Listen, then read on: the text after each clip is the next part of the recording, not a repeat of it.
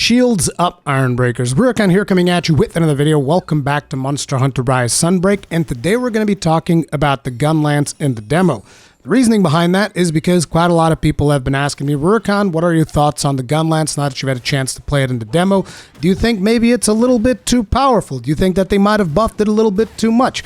And naturally, the main reason why people are asking this is because Ryu, the absolute legend that he is, went through and he got like a sub 7-minute kill last time I checked. I don't know if he's been able to update that, because I remember watching that particular video and I saw a couple of mistakes that he made, which means that if he fixes those mistakes, he can actually do that run significantly faster. And this is by no way a criticism of that run. This is me just letting you know it can actually be done faster than what Ryu did.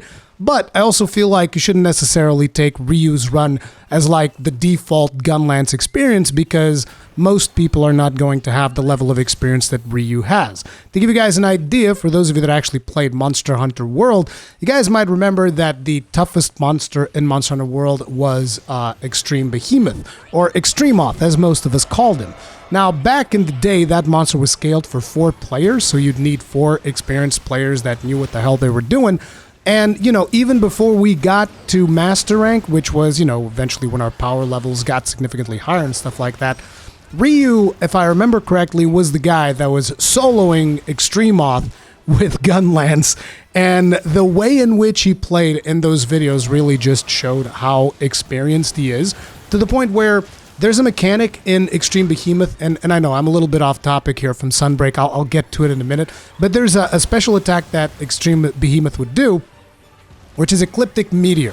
And what does this mechanic entail? So there would be rocks in the ground, and then Behemoth would bring a huge meteor into the arena, which would basically one-shot anything. I think that if you were close enough to the camp, it would even one-shot people inside the tent, if I'm not mistaken. It's been a long time since I've done that, but basically that thing would just like one-shot anything. And you guys know what Ryu would do when the meteor came down?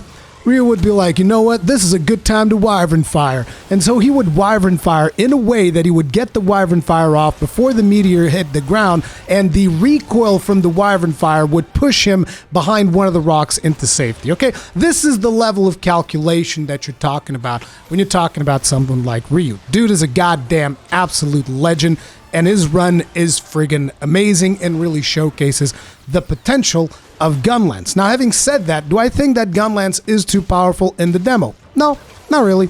And let me tell you guys something, because a lot of people are going to be like, oh, Rurikhan just wants the Gunlance to be the most powerful weapon in the game. And if you guys watch my live streams, you know that is not the case at all. But, you know, I understand that a lot of people, because of the longsword video that I've made, there's a lot of people that now see me as the enemy, and they want to pick up everything that I say and tear it apart and just try to formulate some kind of narrative that I'm this evil bad guy that just wants Gunlance to be the absolute best weapon in the game. Quite the opposite. If the developers feel that the Gunlance is too powerful, I feel like they should nerf it the same way that I feel like they should nerf any weapon that becomes too powerful. As a matter of fact, I don't even care if the Gunlance is the #1 weapon. I just want Gunlance to feel powerful. That's all I really ever wanted. I don't want it to be the best weapon. It doesn't have to. It's already the best weapon in my head, because I've played it for so goddamn long, right? And I want people to remind themselves of one thing. Guys, remember the original demo for Monster Hunter Rise? Gunlance was one of the best, if not the best weapon in that demo, because if I remember correctly, of Worm State Cannon, because Worm State Cannon dealt so much damage that everybody was just trying to come up with ways to get the Worm State Cannon faster. And I seem to remember at least a lot of the Western speedrunning community was running, you know, with Gunlance, doing speedruns with Gunlance, because it was just that powerful. Lo and behold, Monster Hunter Rise came out. Where was the Gunlance then? At the very bottom. See, the problem of the Gunlance has never been, you know, the beginning of a Monster Hunter game. Quite the opposite. During the beginning, the Gunlance is extremely powerful, potentially one of the most powerful weapons, even in Rise. In the beginning of the game, the Gunlance is very powerful. What happens is, at the end of the game, the Gunlance is usually a piece of trash because it doesn't scale with anything.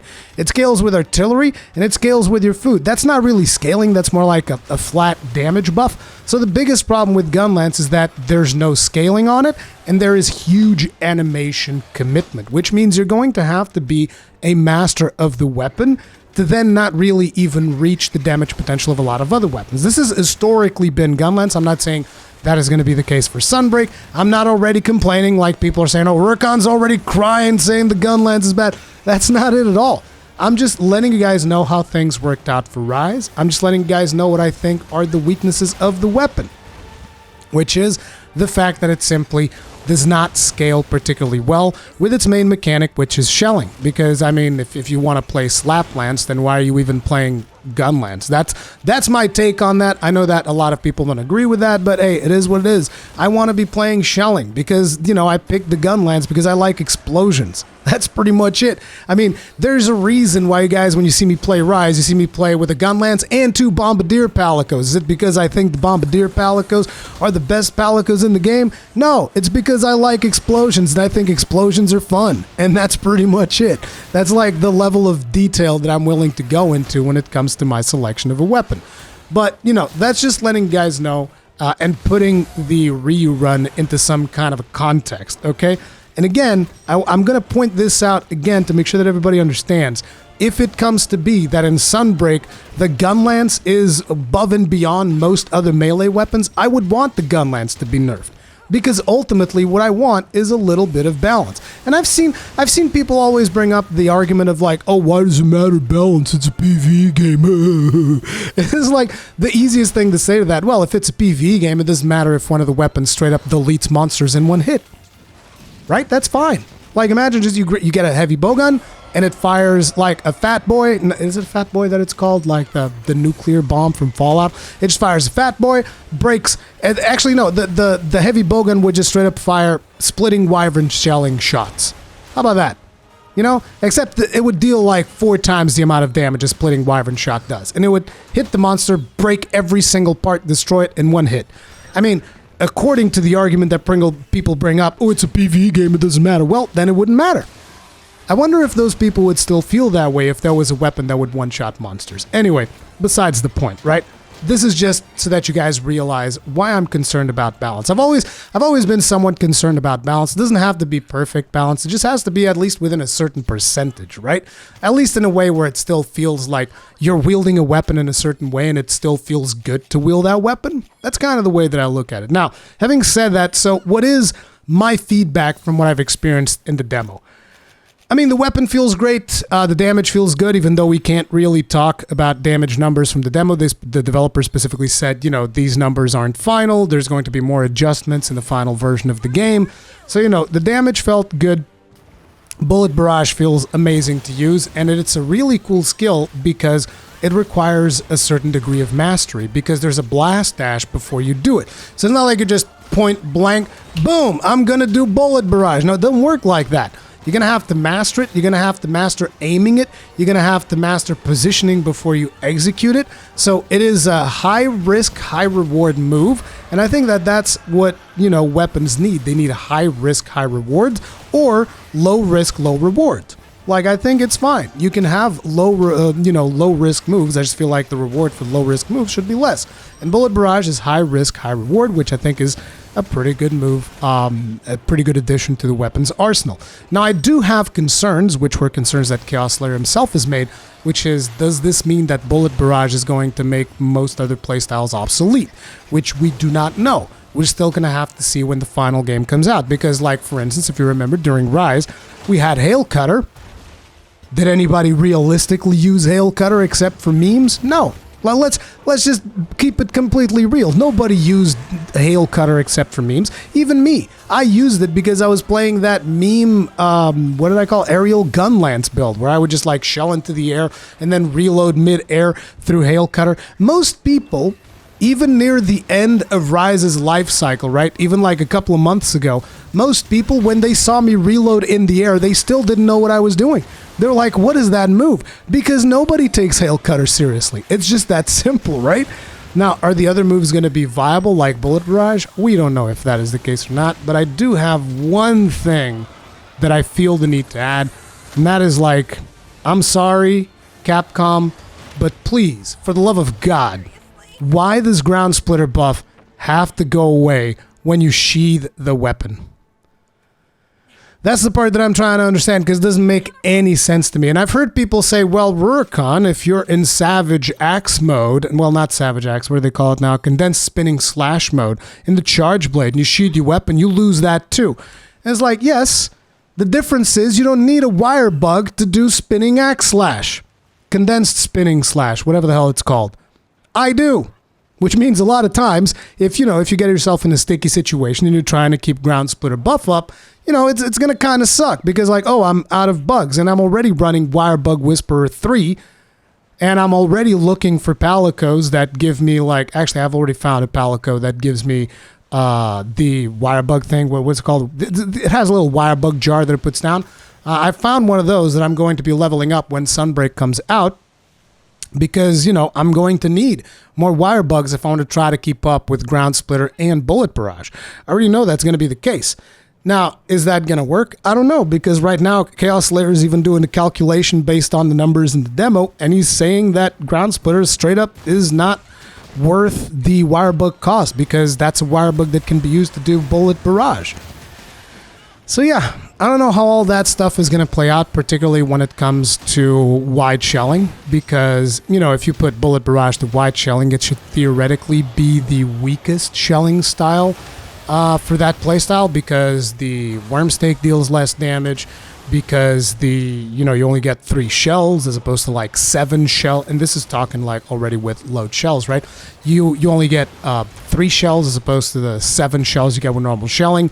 And then it's just going to be a matter of, okay, so is normal shelling, the additional shells that you get, are those going to deal more damage than the long shelling Wyvern Fire, which has 1 more Wyvern Fire tick?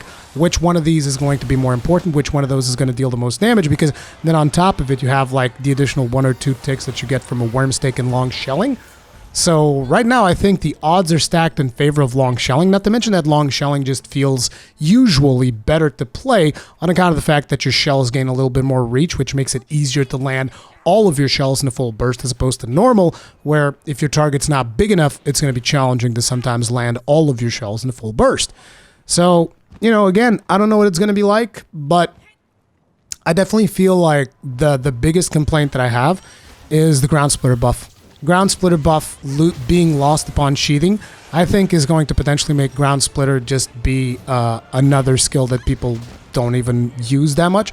Again, I don't know. Depends on numbers when you see the final version of the game and all that stuff. But based on the numbers that we're seeing in Sunbreak, that would appear to be the case. So on the Sunbreak demo, that would appear to be the case. And so it's like, that's the concern that I have, right? I want to make sure that there's distinct playstyles that are available to each of the weapons as opposed to a one-size-fits-all. I don't even know where Hail Cutter is going to fit because, again, it's 2 wire bugs. Hell are you going to do with Hail Cutter if it's 2 wire bugs that can be used on a Bullet Barrage? You know what I'm saying? It's kind of weird. Not to mention that, Hail Cutter reduces the cooldown on your Wyvern Fire. Yay! And it's like, dude, Bullet Barrage removes the cooldown of the Wyvern Fire in a hyper armor move. Why do I care? Right? And I know some people have been saying, well, yeah, but you can use Hail Cutter to get the faster version of Bullet Barrage that doesn't reload. But in my opinion, a lot of times, at least when I was doing the hunt that you guys are seeing in the background, which is a Malzeno hunt, a lot of times that was actually a bonus. The fact that there's the reload thing in between, because it gives you hyper armor against incoming moves, whereas if you just jump in there, you can get hit out of the air.